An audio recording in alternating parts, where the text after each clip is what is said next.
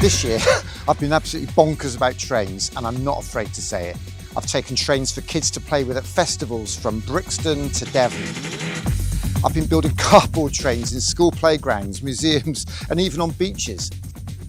I've helped schools run train-themed days with exhibition layouts set up in the hall, artists helping make model railways with the kids, and even ride on trains in corridors. And brought the last train to Trans Central back to life.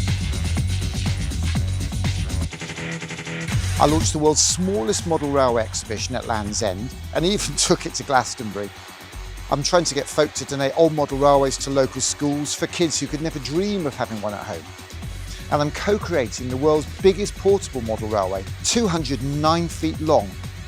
I passionately believe we need to get our kids making things, using tools, being creative and finding their life's passion, their art. I want to use our past to inspire all our futures, to ignite our creativity revolution, to help make Britain great again. BBC Radio Cornwall. James Dundon's Saturday Show. Many celebrations and events we've been mentioning the last couple of weeks for Railway 200, the 200-year anniversary of passenger railways.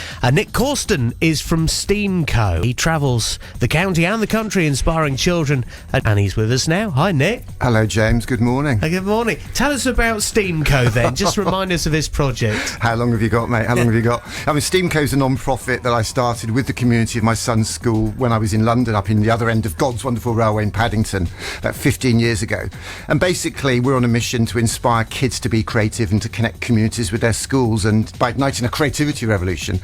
3 years ago I was a bit crazy with oil rigs. I was building cardboard oil rigs. I did that at the Little Orchard Festival. 2 years ago, the McLaren F1 team put our Steamco logo on their cars at the British Grand Prix and haven't looked back. And I took a family from Cornwall, Shropshire and Yorkshire to Silverstone that week. Last year, I went to space camp in America, in Alabama, and learnt to be an astronaut, which is crazy. And this year, I am absolutely bonkers about trains. Yeah. And I'm not ashamed to say it, James. Well, it is. You've been marking Railway 200 in quite a creative way, really getting out into the community, haven't you? Absolutely. Well, I go into schools, and a big part of what I do is going into schools and doing an assembly to kids, talking about creativity, finding their passion. I've got a T-shirt on that says I love art, because for me, every child's got something in them they could call their art. Could be cooking, coding, dancing, design, DJing, robots, racing cars, rockets, whatever. Something they can make some money with, make some friends with, make the world a better place. And when I do my assembly, I show them a little film of me when I was 1, with me and my dad on my first ever train set, a Looper track. And I show the kids how my dad gave me the 3 greatest gifts. He gave me some time that day to play with me, to be with me. He gave me some stories to share, and he helped me find my passion, my art. I became an engineer, went to university and loved making things. And this year, Railway 200, 200th anniversary of the world's first public railway, the Stockton-Darlington Railway. And a year ago, I went up to Darlington, where they opened this £25 million visitor centre called Hopetown. And I thought, this is fantastic. Let's just have a mad train year.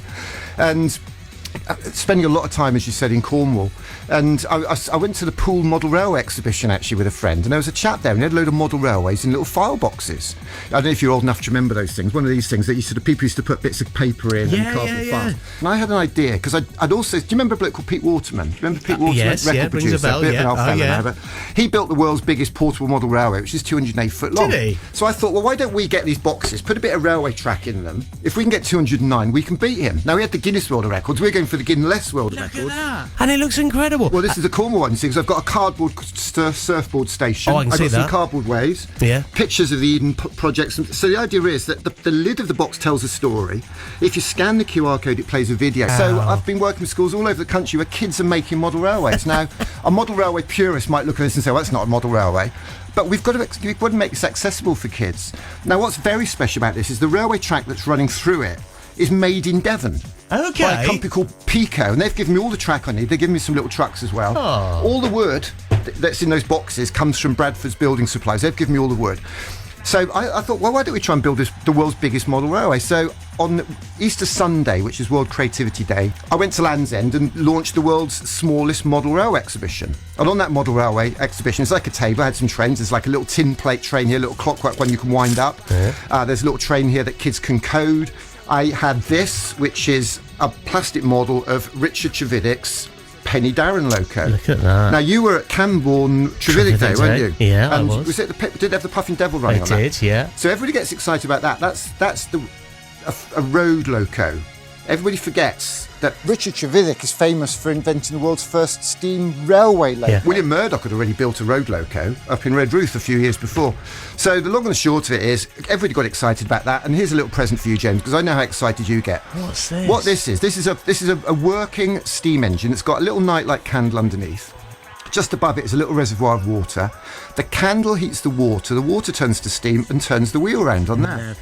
Now, if I give you that, will you go home and try it? Of course I will. Because you I told would me a bit. treasure it. Yeah, well, That came from a company called Berrybrook Steam and Classics up country in Devon near Powderham Castle. they've got steam engines for sale in their backyard. You can buy traction engines there. Yeah. Steam trains, they got all, it's just incredible. So Cornwall and Devon, I think, we're better to ignite this creativity revolution. So I went to Murdoch Day, had my little pop-up exhibition there. I had it at Trevithick Day. So last weekend was Railway 200 weekend. I'd applied to the Great Western Railway for a community fund, didn't get it, but not to worry, because other people in Cornwall had, and they generously invited me along. So Friday, I went into Nanstallen Primary School, where we built a cardboard model of Trevithick's Penny Darren loco, launched a dynamite rocket to inspire the kids to aim as high as Trevithick with their art and creativity. On Saturday, I went down to Hale Station, where we had a pop-up along with Maze Creative alongside the station there. So you got GWR high-speed trains flying through, and Murdoch Flyer was there. And then Saturday night, I went to the Headland Hotel to contribute a talk there at the Blyster Creative Evening, stories from the station. Because 40 years ago, when I was a lad, I left Shropshire. My first ever job was at the Headland Hotel. So how special to go there and see Mr. Armstrong again. And then Sunday, I did a pop-up at Bodmin Railway. So really, all we want to do now is get people to sign up to make one of these box railways so we can get to 209. We can smash Pete Waterman's record. And if anybody's got an old model railway in their loft, would they consider donating it to a school? Either contact your local school or get in touch with me, because a friend of mine up in near Bude, he said, I've got a model railway in my garage. Nick, do you want it? He's a granddad. Yeah.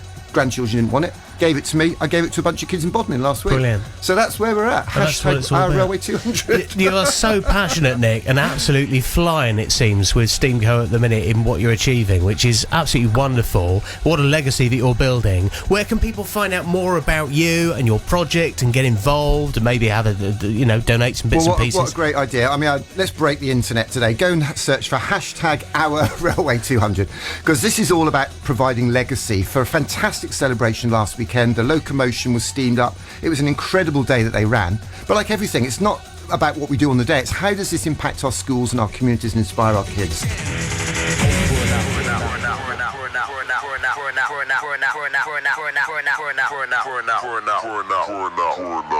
not.